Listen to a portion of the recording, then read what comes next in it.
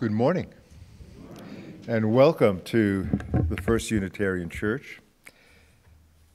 I was reminded during the prelude how much church is really just a matter of coming together on a gray Sunday morning, listening to exquisite music, collecting your thoughts, and kind of getting into a different rhythm of breathing.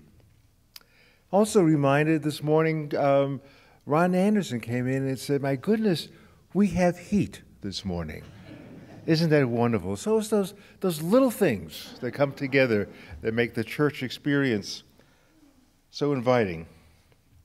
Furthermore, let religion be to us life and joy. Let it be a voice of renewing challenge to the best we have and may be. Let it be a call to generous action. Let religion be to us a dissatisfaction with things as they are, which bids us serve more eagerly the true and the right. Let it be to us hope and purpose, and a discovering of opportunities to express our best through daily tasks.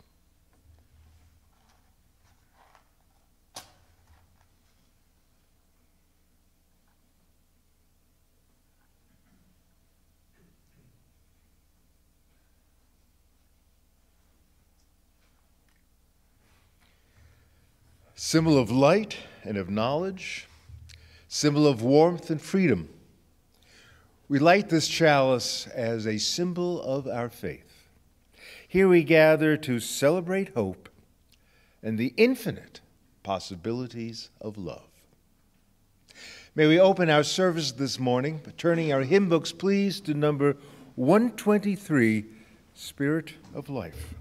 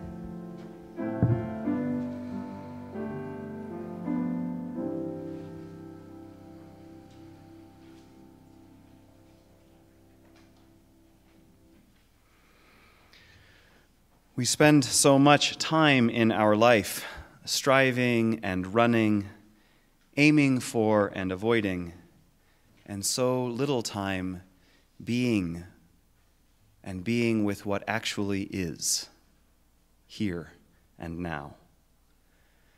And so I invite you then to claim for yourself in these minutes a silence in this gathered community by turning towards that which you find most holy for meditation, for prayer, and for reflection.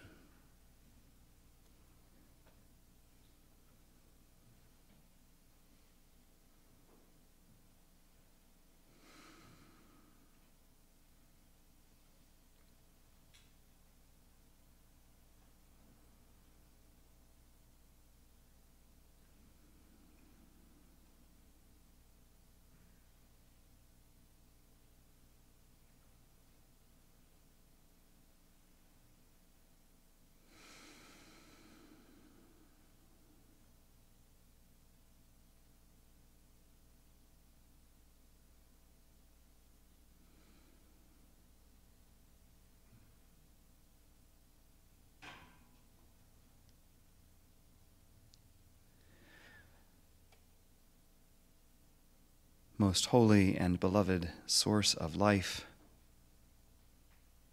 and of death, of mystery and of wisdom. We pause in this time in order to be more honest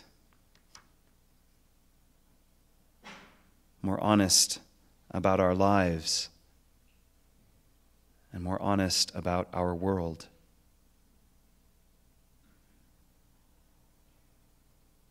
Here in this space, in this clearing we create amidst the clutter and clamor, let us pay attention.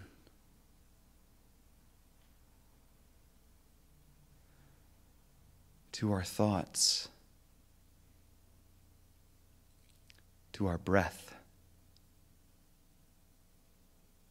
to our bodies.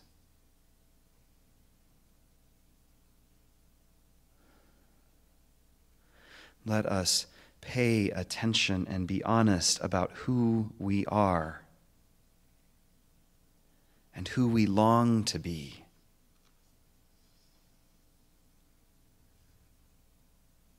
About who the world tells us we are and who the world needs us to be.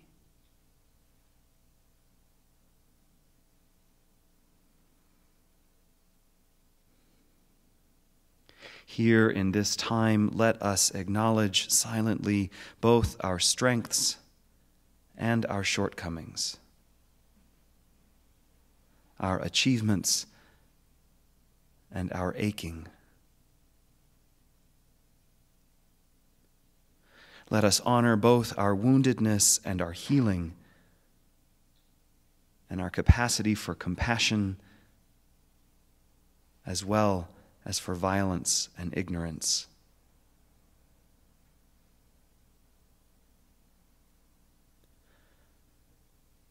Let us be honest with ourselves and with each other about our longings, our obligations, our lives.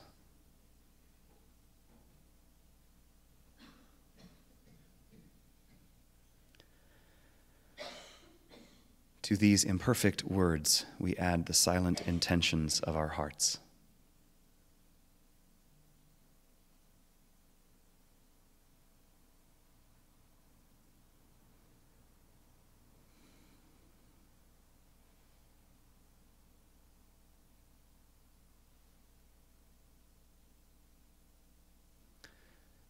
May it be so. Shalom, salam, amen, and blessed be.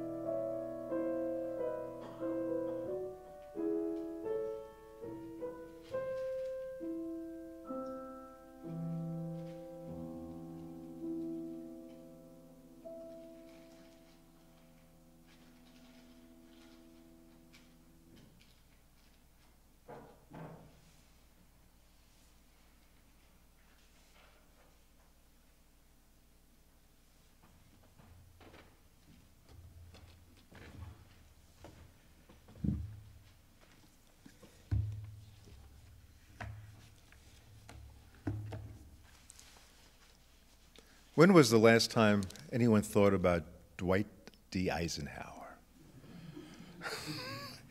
Wow. Anybody remember Dwight D. Eisenhower? Good heavens. Today is not a service about Eisenhower, but thank goodness. But, you know, given the current candidates who are running, Dwight Eisenhower wouldn't seem all that bad. Ida Stover Eisenhower was Dwight's mother, and an amazing woman. She was orphaned at the age of 5, and when she was, I believe, 15, she ran away from her host family and decided to, because this is now, we're looking at about, you know, the 1870s, and where women received no education unless the family really pursued it on their behalf. And she ran off and you know, hopped the bus and went to a totally different town, got a job as a 15-year-old, saved some money, and went to high school. And that was enough back then to actually get a job as a teacher.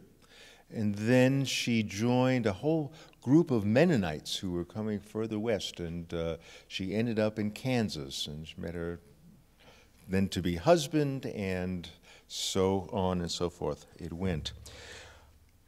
So this is just going to be just a little snippet of a kind of an incidental thing that she did as a mother to Dwight Eisenhower, and it's going to come back somehow later in the morning as an example. But here we go. One Halloween evening, when he was about 10, Eisenhower's older brothers received permission to go out trick-or-treating, a more adventurous activity in those days than it is now. Ike wanted to go with them, but his parents told him he was too young. He pleaded with them, watching his brothers go, and then became engulfed by uncontrolled rage. He turned red. His hair bristled. Weeping and screaming, he rushed out into the front yard and began pounding his fists against the trunk of an apple tree, scraping the skin off and leaving his hands bloody and torn. His father shook him, lashed him with a hickory switch, and sent him up to bed. About an hour later, with Ike sobbing into his pillow, his mother came up and sat silently rocking in the chair next to his bed. Eventually, she quoted a verse from the Bible. "He that conquereth his own soul is greater than he who hath taken a city." As she began to salve and bandage his wounds, she told her son to beware the anger and hatred burning inside. "Hatred is a futile thing," she told him, "which only injures the person who harbors it." Of all her boys, she told him, he had the most to learn about controlling his passions. When he was 76, Eisenhower wrote, "I've always looked back on that conversation as one of the most valuable moments of my life. To my youthful mind, it seemed to me that she talked for hours, but I suppose the affair was ended in 15 or 20 minutes. At least she got me to acknowledge that I was wrong, and I felt enough ease in my mind to fall off to sleep." That concept, conquering your own soul, was a significant one in the moral ecology in which Eisenhower grew up. It was based on the idea that deep inside, we are dual in our nature. We are fallen, but also splendidly endowed. We have a side to our nature that is sinful, selfish, deceiving, self-deceiving. But we have another side to our nature that is in God's image, that seeks transcendence and virtue. The essential drama of life is the drama to construct character, which is an engraved set of disciplined habits, a settled disposition to do good.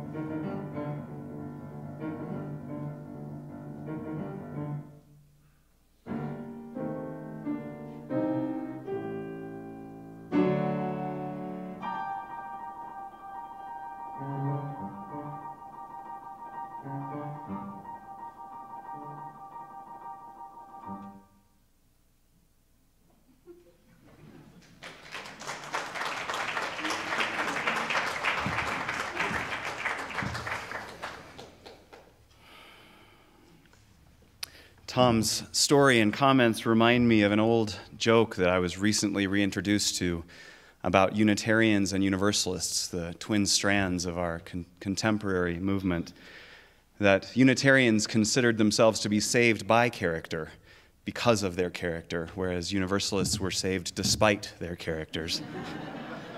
Or another way of putting it, Unitarians thought that they were too good for God to damn them, whereas Universalists thought that God was too good to damn anyone.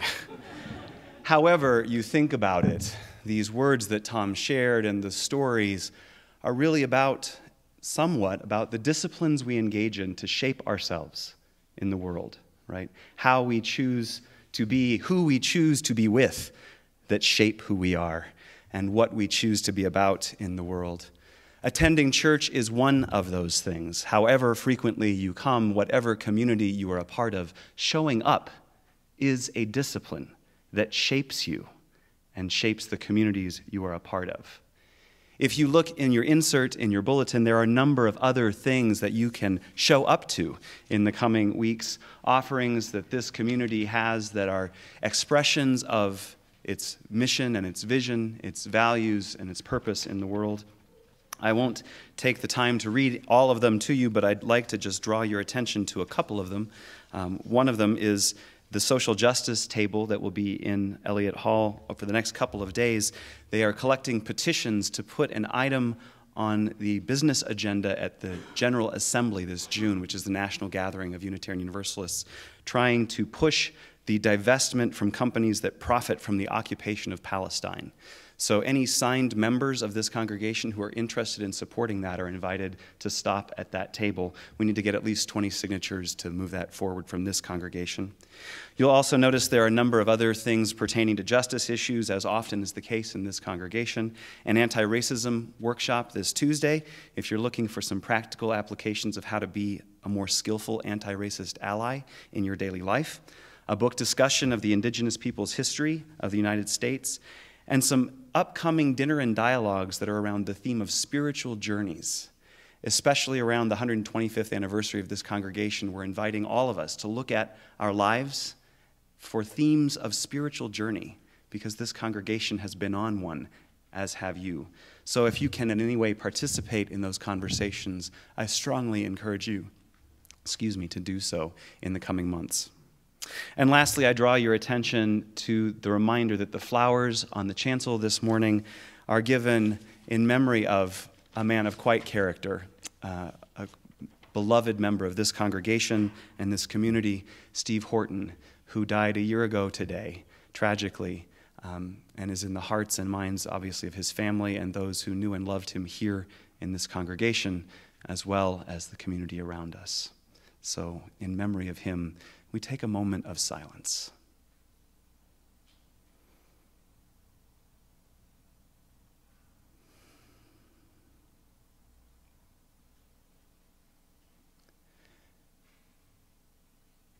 May his memory be a blessing to us and to the world. And now we take part in another tradition that shapes us, the tradition of offering. As this morning's offering is received by our ushers, I invite you to take a moment of offering yourself to those around you with a greeting, a smile, a nod, a handshake, an introduction. Good morning.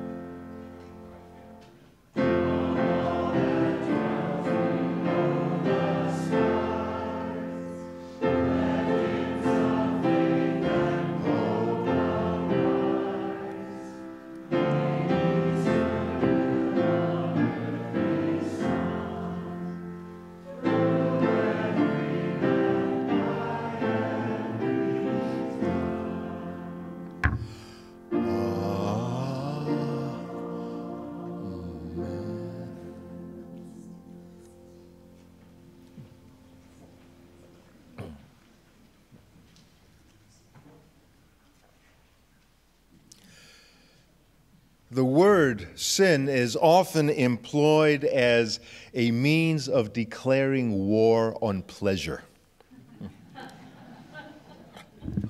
Fundamentalist churches have somehow divined the mind of God, who apparently created us to pursue joyless lives. God, the stern and judgmental Father in heaven, feels we stray too easily from the righteous path when we pursue pleasures of the flesh, or dance, play cards, heaven forbid, drink a dry martini. The theology of all that is really quite easy to follow. We are born a wretch in need of a saving grace. We are souls who have lost their way in need of being found. And we are blind to the ways of righteous life, anxious to be able to see the truth once again. Of course, those words are familiar to us, and Unitarian Universalists love singing Amazing Grace, especially when a bit inebriated. We believe, however, we were created to fill our lives with joy, or else why would God have bothered? But even Unitarian Universalists have their own checklists of sins and virtues. If you drive a Prius, have installed solar panels on your roof, and are a vegan, you are on the road to salvation. Liberals, who generally don't feel threatened by sin, are therefore less judgmental than their conservative counterparts. Gay marriage breaks no divine laws. Immigrants are loved by God equally. And Jesus was actually a democratic socialist who would have preferred single-payer health care for everyone. Liberals contend that shedding a tear when addressing gun violence does not constitute a sin. Indeed, it is a virtue. We worry about those who don't weep. Liberals would also be very sympathetic to Mark Twain's assessment that there is a charm about the forbidden that makes it unspeakably desirable. Surely the charm of a rich chocolate mocha cake, forbidden by most of our carefully planned diets, makes that dessert more desirable than we had ever imagined. We sometimes laugh at what is considered sinful, never taking sin as a serious proposition. We feel, hey, there's no sin in liberal religion. That's why we attend a liberal congregation. But I'm inclined not to dispense with sin all that lightly, as though it were an obsolete concept irrelevant to our modern times and rational minds. It's almost as though sin were a quaint throwback to the time when the church purveyed a fixed body of knowledge and vocabulary to frighten people from wandering into the pitfalls of a sinful life. Church authorities would prescribe the right books, the right films, right social activities, right sexual behavior, preferably as seldom as possible, in order to preclude any slippage from the path of righteousness. Critical thinking, of course, is a liberal concept, perhaps just a rationale for having a good argument. An open mind, the Orthodox would suggest, is not a good way to preclude sin from our lives. Better hold on to the strict and narrow for our own protection. Now, this view of sin is of little value because it's part and parcel of an antiquated worldview. If you can just kind of step back and imagine how, religion kind of came together and what the perceptions of it were, is that once upon a time, the world was seen as preceding us. It was a ready-made cosmos created by the imposition of form upon matter and law upon chaos and disorder. Even the Greeks, predating any of the three monotheistic religions, believed that the cosmos grew out of a divine mind, a creative order permeated the cosmos. We humans were specially created by God to fill the emptiness on earth. And so it's a view that kind of posits that the world is like a house for us to live in. And since we have a finite copy of the infinite divine mind, well, then we would know how to live in it. But of course, there would have to be rules. How to live in this world is, of course, subject to interpretation. If we believe in evolution, which has much of life and the world and progress just, evolving with a lot of randomness, our sensibilities in carving out our lives are then radically different from those who still hold to the view of a God-directed universe. And we have accumulated enough scientific evidence to conclude there is no ultimate. Everything is proximate. There is no absolute. Everything is relative. There is nothing primary and founding. Our world is not beneath or subordinate to a higher world above. Liberals dismiss images of God as an absolute monarch whose truth is controlled by church authorities eager to canonize these truths into fixed doctrines. But perhaps we eliminate too many of the old concepts before carefully thinking some things through. Sin is not really all that dispensable. Sin is actually, it comprises a vital piece of our mental furniture because it reminds us that life is a moral affair.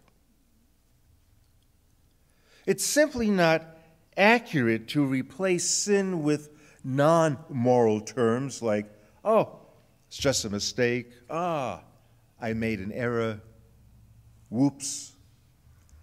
Of course, we know anyone surely can mess up at times.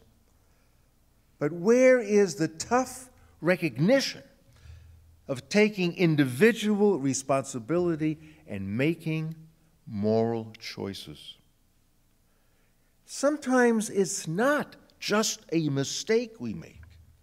Sometimes it's making a poor moral decision. There's no more appropriate term than sin.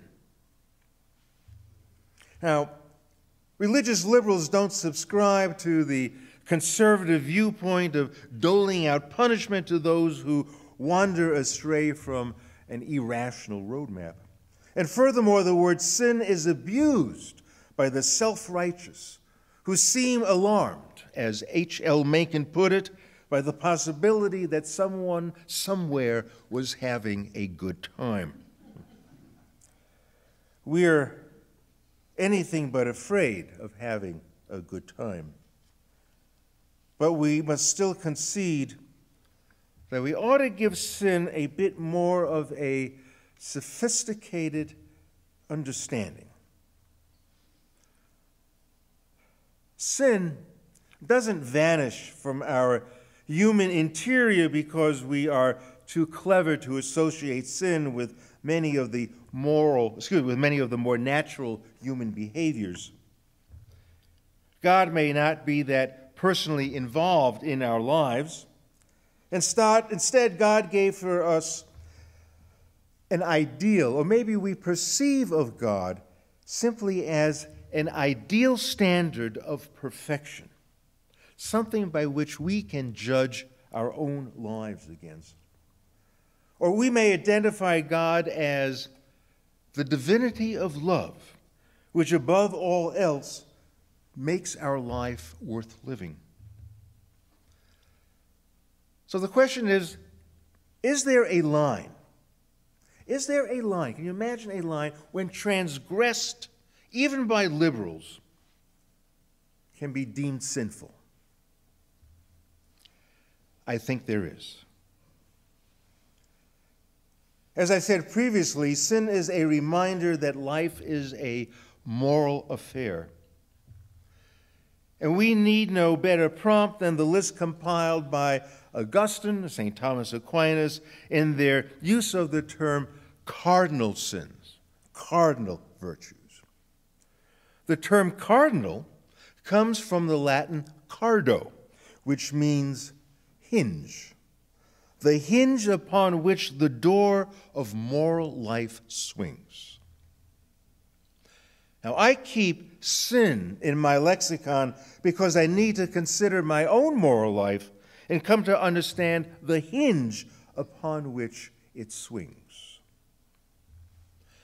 In my experience, there are two intriguing aspects about the hinge upon which the moral life swings.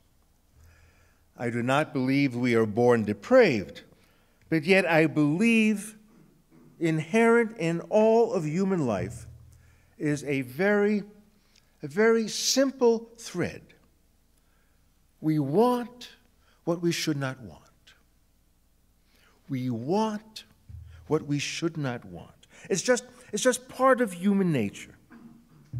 And I've been thinking about an adequate theological equivalent to wanting what we should not want. But the closest thing I can come up with is temptation. Temptation. We need to go no further than the great example of the third temptation the devil offered Jesus, who spent 40 days in the desert. If you recall, the devil takes Jesus to a very high elevation, to the top of a mountain, where all of the kingdom of the world can be seen. And Satan offers Jesus dominion over all the kingdom. All this can be yours. All these things I will give you if you fall down and do an act of worship to me. That's all yours. Now, is that temptation or what? I think every presidential candidate dreams of receiving such an offer. Now, wow! Take me up there and I'll have dominion over all of that. If we look at the sins of today, appalling inequities of income, inequities in healthcare, inequities in opportunity, don't you think it's a result of people, too many people, wanting more than what they should want? The exploitation of the earth, another sign of wanting more than we should want. And as a result, we contaminate rivers, lakes, soil, and air. And personally, doesn't the story of Faust speak to every person? I mean, don't forget, Faust was a highly successful, he was already deemed successful, a great scholar who still wanted more because he just couldn't feel satisfied with his life as it was. And this led him to make a pact with the devil, exchanging his soul for unlimited knowledge and worldly pleasure. Ask any therapist how many clients they see because essentially they have sold their souls to accumulate more than they should want. And what a price. When you think about it, that's all part and parcel of that moral hinge upon which our lives swing. Imposing our own limits and boundaries is a very difficult matter. Now, there's a cute saying that self-control is a muscle that tires easily. And that was really the point of the reading this morning.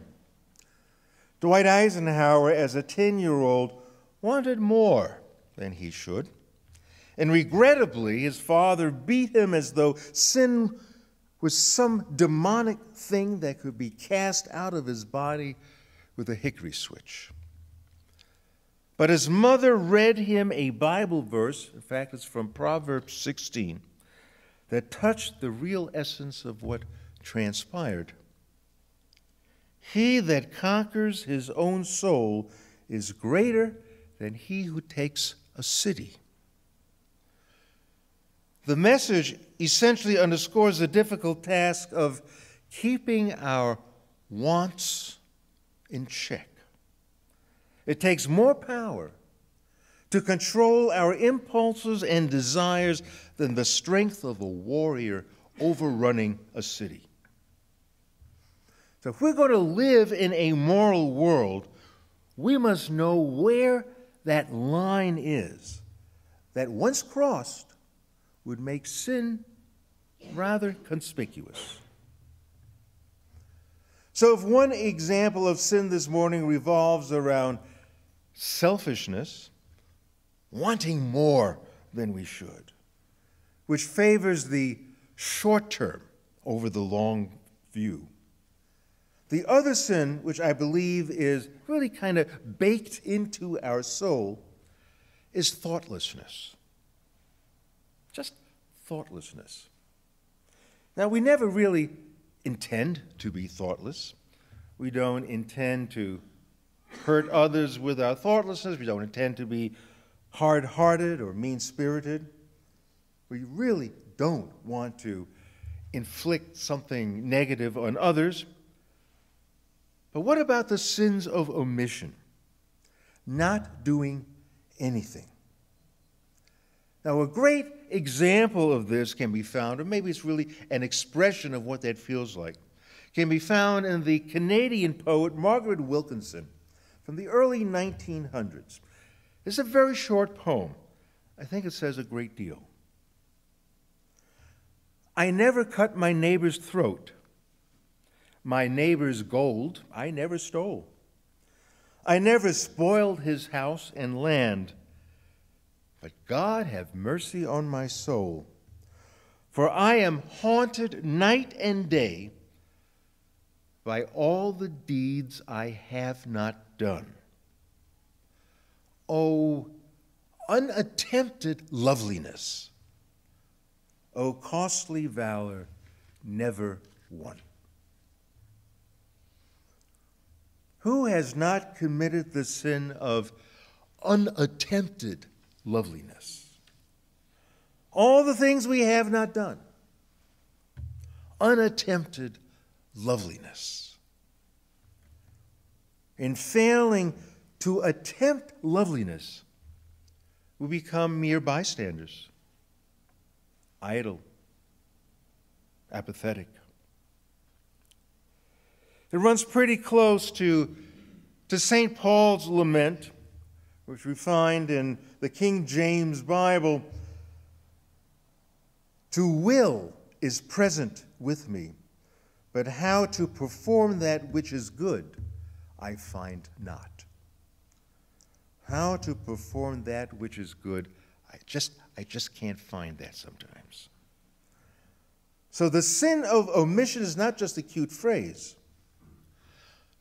I really do believe that unattempted loveliness is a sin. So the question for this morning was, do we believe in sin? Granted, it's hard for literate and sophisticated liberal individuals to answer that question. Yes, answer it affirmatively. And yet perhaps we are in too much haste to abandon some of the issues that are principally involved in building character. To conquer our own soul remains an inescapable part of our moral awareness, and thus invaluable in building our character. Without sin, the whole method of character building dissolves for conservatives and liberals. Character is formed by struggling against our internal sins. For us to be worthy of self-respect, we need to defeat or at least struggle with our own demons. If we remove the concept of sin, then we remove the thing that good people struggle against. How can we build good character if there's nothing for us to struggle against? It's so vital. Each day, each and every day is filled with moral occasions. Each day, life swings on the hinges of a moral door that we can either open or close. Now, the art of seeking pleasure has always confounded human nature. How much do we need? Where do we draw the line at excess? Sin is still around.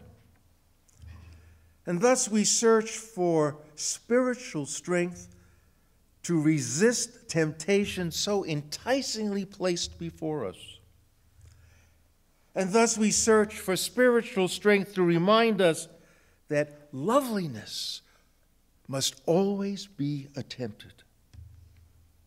How much better the world would be, how much better our lives would be, if only we attempted loveliness. So be it. Can we bring our service to a close by turning our hymn books, please, to number 331.